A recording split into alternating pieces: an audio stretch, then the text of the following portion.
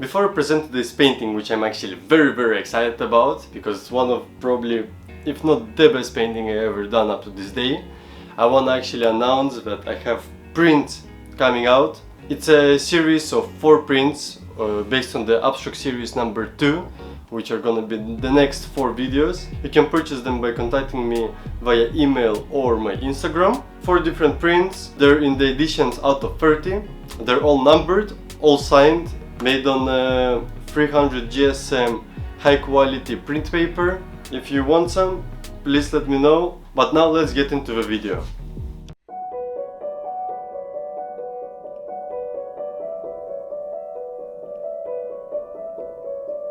As I mentioned before, I'm very excited about this painting because actually it's probably one of the best painting I have ever painted, and I'm very proud of it. So this painting is actually part of an abstract series called Abstract Series number 2, and I make this series about once a year. And I'm currently working on Abstract Series number 3, and I see this series as a sort of experiment, a visual experiment for my practice, where I don't necessarily include the meaning or I'm not trying to portray anything specific, but on a purely visual aspect of a painting. So unlike the previous past few videos, this painting does not have any meaning whatsoever except of being a purely formalist painting and having the only meaning of being beautiful and actually satisfying a viewer's eye.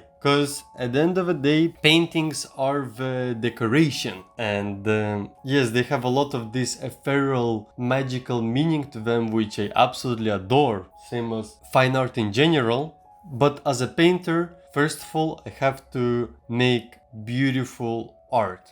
And that is my goal for every single painting, but also specifically for this abstract series is to develop my technique of making beautiful art. But that does not mean that I don't try to develop my technique and my process when making more meaningful paintings with some sort of background to them. What I absolutely nailed in this painting, and I have no idea how I did it, is the color. Everything works absolutely great, like this blue and purple and pink. In general, I feel like blue and pink is a great color combination. But I worked on this painting in terms of color quite intuitively, but now I'm looking back at it and I feel like it just works great. The color is just banging. And it's been already a year since I painted this work, and I've been trying to recreate this color in quite a few paintings. So I tried to recreate it once in this painting, and in terms of color it works great as well, but honestly I feel like the composition is not as great as this abstract series number 2.1. And I'm currently working on a painting which you see behind me in the introduction of the video. It's a painting of fireflies, and it's a part of a series Bug Life, which you'll see in few months. And here I'm also trying to recreate this color. The thing which really helped me to work on this firefly painting is that while making it, I'm editing this specific video where I see the process and the layering, because a lot of color, especially the color in the background, grayish pink, it achieved purely through layering, because there is orange which shows through, but there is also a layer of pink, and then I put a layer of gray, so it mutes down but the color pulls forward, and this mixture of layers is what makes this painting shine. That's what I'm trying to achieve in general in my paintings, is through layering to give to my colors some sort of magical property. Also, as you can see, I'm using these abstract mad lines on the background which are shining through this bright red line.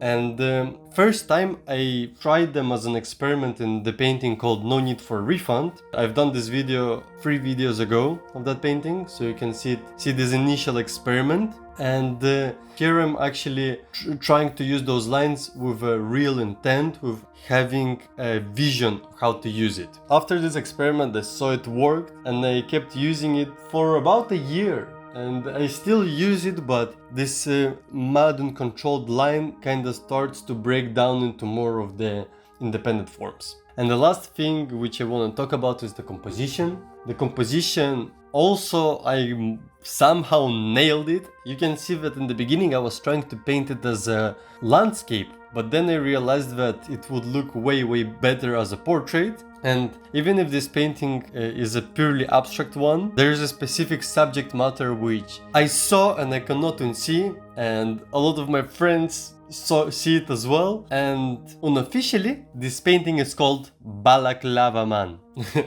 That's quite funny, but it is what it is. And now I cannot unsee it, but it's still an abstract painting. And if you see something else, but a balaclava man wearing a jacket, I don't know, then please write me a comment and we can start a discussion of interpretation of this abstract painting. So yeah, that's about it. I hope you enjoyed listening to my rant. I hope that me sharing about my art practice helps you to actually inspire and to develop your own art practice, because as artists we build our community and we help each other. And yeah, please leave a comment, subscribe to my YouTube channel, and I will see you very soon. Goodbye.